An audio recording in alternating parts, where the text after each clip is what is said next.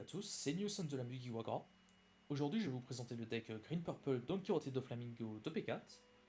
Tout d'abord, on va commencer par l'effet leader, qui est à la fin de notre tour, on va pouvoir passer deux de nos dos inclinés en mode action. C'est un effet très simple, mais comme vous allez pouvoir le voir, on va en abuser un maximum dans ce deck. Le deck est construit autour de la carte Custodes Don Quixote do Flamingo, qui on-play va pouvoir empêcher jusqu'à 3 personnages adverses ou leaders de se détaper à la refresh phase adverse. Le but du deck va être d'enchaîner un maximum de fois ce Doflamingo pour empêcher l'adversaire de jouer et nous laisser suffisamment de temps pour développer notre board pour tuer l'adversaire. Le grand avantage de ce deck, c'est qu'il est très stable parce qu'il est composé de 15 petits tutos, dont 8 tutos qui vont s'incliner eux-mêmes pour ralentir l'adversaire, qu'on a avec Baby5 et Sugar. Et dans les autres petits tutos, c'est 3 Don Quixote Family, qui va s'activer en counter, du coup quasiment gratuit avec l'effet leader. Et également I Can Never Forgive, Anyone ou Loved at My Family, qui s'active également en counter, mais également en main, qui peut être très intéressant quand on manque d'une petite pièce pendant notre tour. Pour enchaîner sur la stabilité, on va avoir Don Quixote Rosinante, qui on play va nous permettre de trash un event pour piocher 2. Et en plus, à la fin de notre tour, si on a 7 dons ou plus, on va pouvoir détaper 2 dons supplémentaires pour encore plus s'abuser de nos events défensifs. On a WeCounter 2000, qu'on a avec Giola, BB5 et Mollet. Giola est très intéressant parce que son effet combotte parfaitement avec l'effet leader, qui, quand l'adversaire va attaquer, on va pouvoir incliner 2 de nos dons pour incliner un personnage de 4 ou moins adverse, qui est très intéressant dans les matchs pas gros. BB5 qui est très niche. On-play, on va pouvoir tracher une carte de notre main pour ramp 1, ce qui peut être intéressant parfois en curve impair quand on a déjà 2 Flamingo cost 8 en main et le cost 5 à invoquer avec, ce qui va nous permettre de l'invoquer un tour plus tôt. Et Monet qui est la skillless, mais qui a l'avantage, c'est que si on manque de cible pour le Doflamingo cost 8, on va pouvoir l'invoquer. Ça reste un Sibyl body. En parlant de Doflamingo cost 8, Allplay, don -1, on va pouvoir invoquer un Don Quixote pirate de 5 ou moins depuis notre main. On va vouloir l'invoquer juste avant d'enchaîner les Dofidis pour poser un bon board. Il est uniquement en x2, car comme dit avec tous les tutos, on pourra le récupérer. D'ailleurs, avec tous les tutos, pendant la game, on va faire au minimum une fois le tour de notre deck. Et ce n'est pas rare qu'on arrive à 2. Et si la game dure, on peut aller jusqu'à 3, mais c'est plus rare. Et pour finir, dans les bodies, les deux derniers bodies, on a Sugar, qui a un effet unique dans le jeu, qui est quand l'adversaire va jouer une carte, si notre leader est Don Quixote Pirates, on va pouvoir choisir un personnage adverse et l'incliner, qui a un effet extrêmement puissant, non seulement pour, par exemple, empêcher un rush de taper directement, ou tout simplement pour directement incliner le personnage adverse qu'on va geler avec Doflamingo cost 8, cost 10, désolé. Et en dernier personnage, c'est le fils secret B2, qui est une carte intéressante pour tuer si on n'a pas pu enchaîner suffisamment de Doflamingo cost 10, ou si on affronte un deck très défensif, qui n'est plus à présenter avec son double swing dévastateur. On va passer sur les autres events maintenant. Pour commencer, les events défensifs avec Off-White, qui va permettre de donner plus 4000 à leader au caractère, et également de tuto 3 pour prendre un Don Quixote Pirate caractère, qui va encore ajouter de la stabilité dans le deck. Et un autre gros event défensif, c'est Punk Gibson, encore plus 4000, et cette fois on incline à 4 ou moins. Dans les events défensifs, il y a également Dead Man Game, qui donne que plus 3000, mais qui est également là pour son main, qui pour 4 dons, on va pouvoir incliner jusqu'à 2 personnages adverses et ou dons, ce qui va nous permettre de l'étal. C'est la carte qui va avec Luffy EB2. Si on n'a pas suffisamment de présence de board, on peut choisir entre les deux pour tuer. Laquelle est meilleure dans quelle situation, on verra. On a un event à 0. Vu qu'on n'a aucun moyen de cycler les briques non-event, parfois ça peut arriver que notre main est un petit peu lourde. Et vu que cet event a le tag Don Quixote Pirate, on la foin pour nous permettre de débriquer notre main. Et en dernier event, c'est Weakling Can Choose the Way I Die. C'est un event assez unique qui est en main ou counter. On va pouvoir incliner un leader adverse ou un personnage, puis KO un personnage de 6 ou moins. C'est une carte qui peut entièrement détruire le tour adverse s'il ne tourne pas autour. Les 5 dons peuvent paraître chers, mais si on a leader et Rosinant d'actif, on a juste besoin de garder un don actif à la fin de notre tour pour avoir les 5 open. Ou alors si on a réussi à poser 2 Rosinantes en jeu, du coup on n'a même pas besoin de garder un don open. Et en dernière carte du deck, c'est Birdcage, qui est un stage, pas un event. Qui a également un effet unique, c'est que si notre leader est Don Quixote do Flamingo, tous les personnages de 5 ou moins ne passeront pas en actif pendant la refresh phase adverse ou la nôtre. Faire attention que ça touche également nos personnages à nous de 5 ou moins. Et il a également un effet, c'est qu'à la fin de notre tour, si on a 10 dons ou plus, on sacrifie le stage pour KO tous les personnages de 5 ou moins, ceux adverses et les nôtres. Le deck n'est pas fait pour abuser du premier effet, même si en fonction des situations il peut être très intéressant, mais plutôt là que si l'adversaire a un board anti de 5 ou moins, on juste paye 5, fin de tour, on détruit stage et on rase le board adverse. C'est tout pour le deck profile, et je vais vous retrouver pour 2 petites games. Ok, on a une game.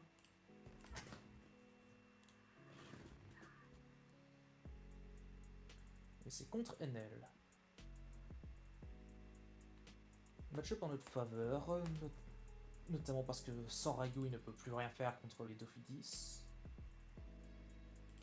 On est second, on a double tuto, Dofi 8. Ah non, on est premier.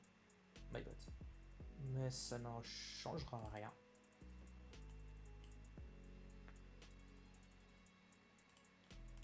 La grande question contre NL, c'est quelle version on affronte. Est-ce que c'est une version aggro ou starve?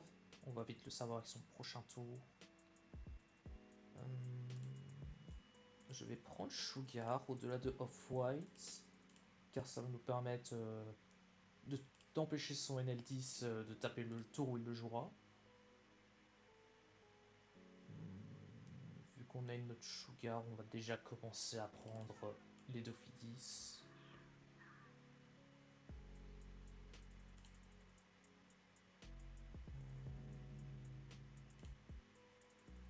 Birdcage servira à rien. Il n'y a pas besoin de counter 2000 dans l'immédiat. Ok. Les versions Star ne le jouent pas, je crois.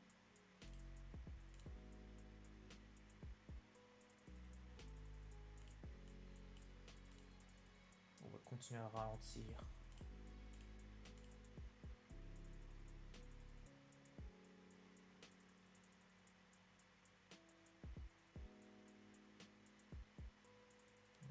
Je vais prendre Off-White si je ne vais pas utiliser Don Quichotte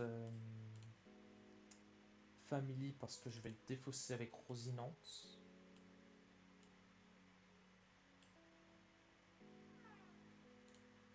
Ça va, Dofi 8 Trash, on en a déjà un autre en main.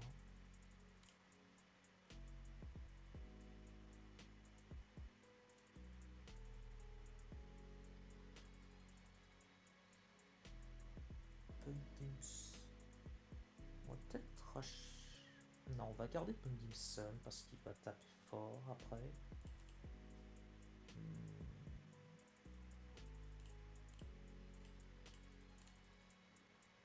On va le mettre un peu parce que son seul tour d'arrière ça va être 4 à 8 pour se heal ou nous mettre Rosinante.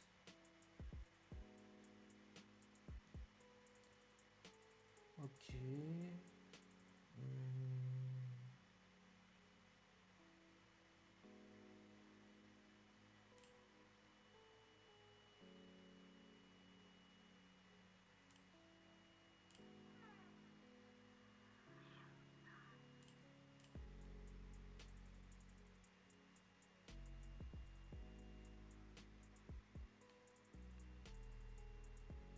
J'ai bien envie de faire ces Dofi 8 Sugar, mais pas Rosinante.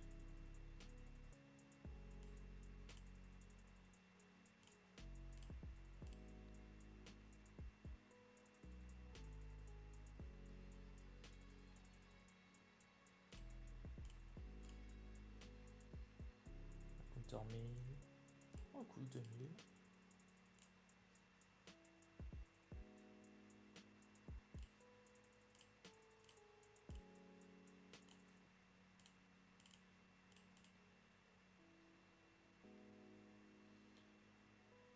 Là, à moins qu'il ait un autre guide, on va rester bien.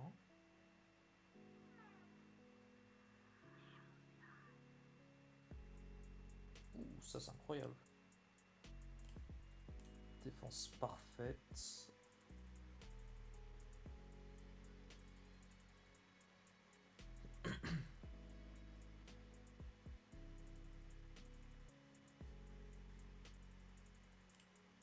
Rien de grave maintenant qui peut arriver. C'est trop tard pour lui. Est-ce que je veux tenter ça pour prendre un event? Je crois que oui.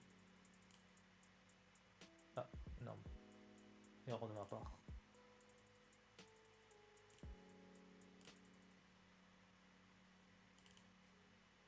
On va quand même défendre parce qu'il va tanker l'attaque de Robin.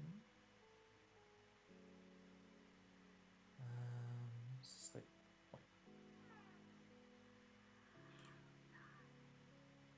La 7000 de coup de mat ne dérange pas, mais maintenant la 6000 de Robin nous dérangerait.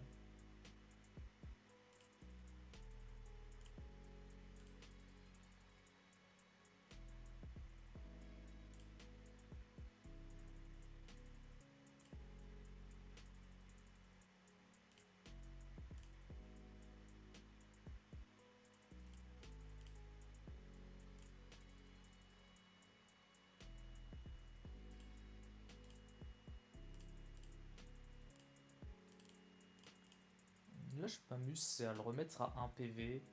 Parce que vu que c'est une version... Ok. C'est pas dérangeant. Parce que comme dit, vu que c'est une version qui tape, ça n'a pas tendance à jouer tout ce qui est Yamato et Katakuri. Du coup, c'est quasiment que NL10. On va le laisser mourir.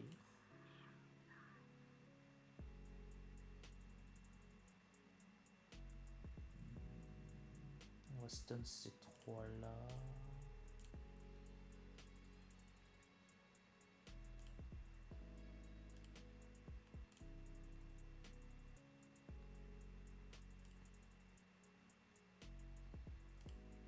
On va continuer à gratter ses ressources.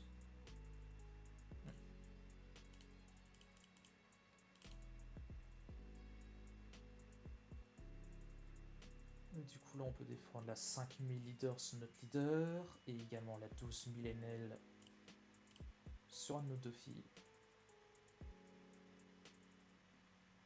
Qui va tête. Je vais faire l'event dans le vide. Parce que si je chope un Doffy... Oh, il est tombé. Mais surtout parce que le deuxième event n'aurait été qu'une brique.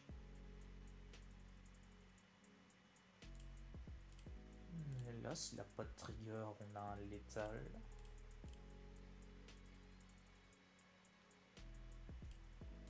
Et je vais faire une catalyse, ok. Et GG wallplay.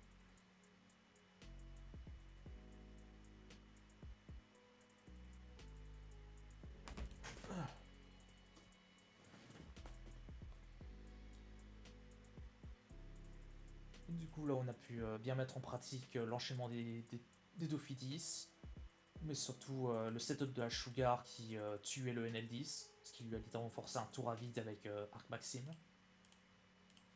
Ce qui était très bien pour nous. On sera contre Shanks. Ah, mais je le connais lui. Alors Shanks, ça peut être un match-up correct comme il peut être très négatif. Tout va dépendre du nombre de Shanks Kikao dont il va toucher.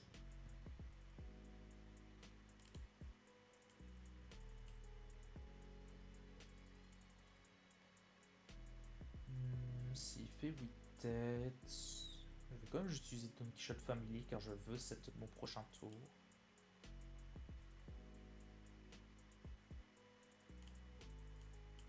On va prendre ça.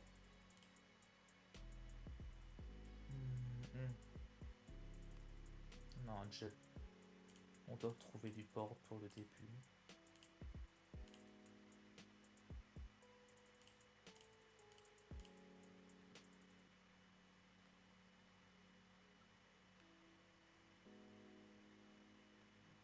Ça va être Sugar.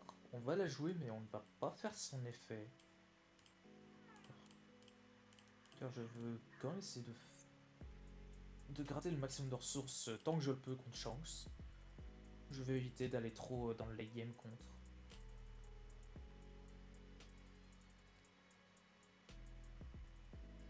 Relou, mais il a fait -1 en main. Bon, je ne vais pas jouer monnaie pour tomber dans son Beckman.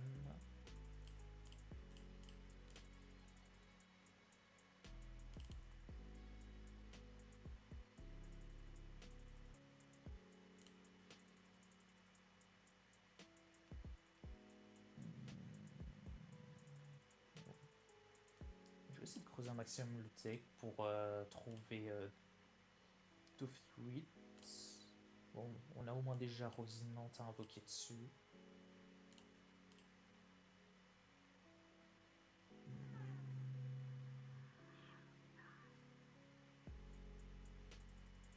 Ah, j'aime vraiment pas descendre en PV contre Shanks. On va jouer lui en skillless. La question c'est est-ce que je tourne autour de Mulligan?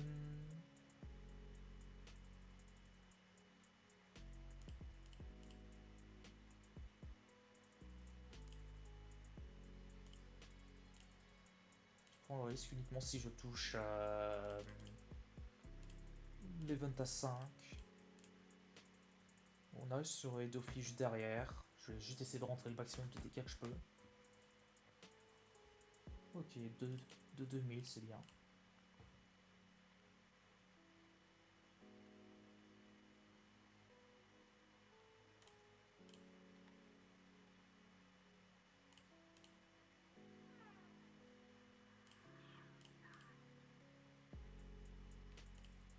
Ok, off-weight, très bien. Et maintenant, au prix qu'il n'y a pas de chance KO.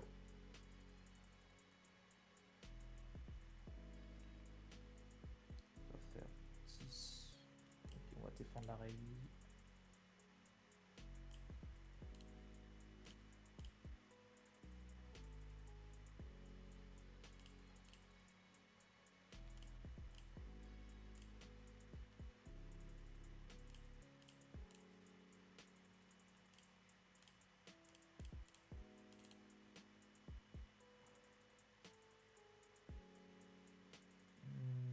Je me reprends un dragon.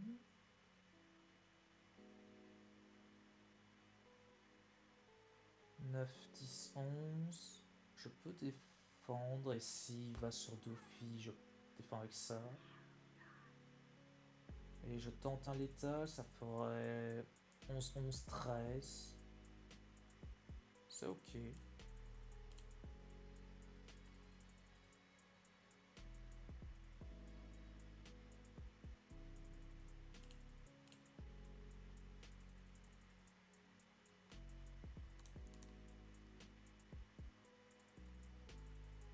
Je peux faire 11, 11, 13 comme 11, 12, 7, 8, 9, 10, 11.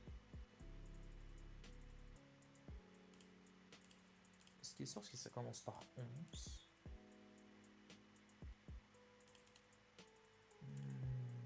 Ouais, 12, 12.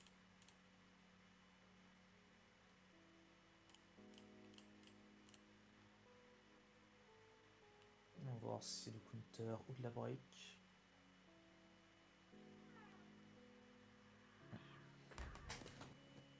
Dommage, il avait.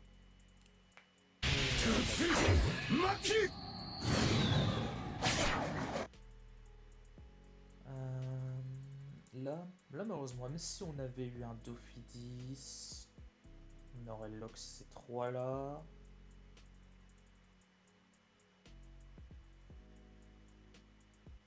On aurait survécu parce qu'on avait ça en trigger, qui nous aurait permis de faire un deuxième off-white. Mais à moins de top deck Deadman Game, on n'aurait pas passé les bloqueurs malheureusement. Bon, au moins avec ces deux games, vous avez pu voir une petite mise en pratique du deck. Comme vous avez pu voir, sa stabilité pour choper les pièces et creuser le deck. Malheureusement, contre Shanks, j'ai pas pu aller jusqu'au troisième Dauphin. Euh... Faudrait que je revoie la game. Est-ce qu'il y avait pas un meilleur play à un moment à faire? Mais comme ça, je vois pas.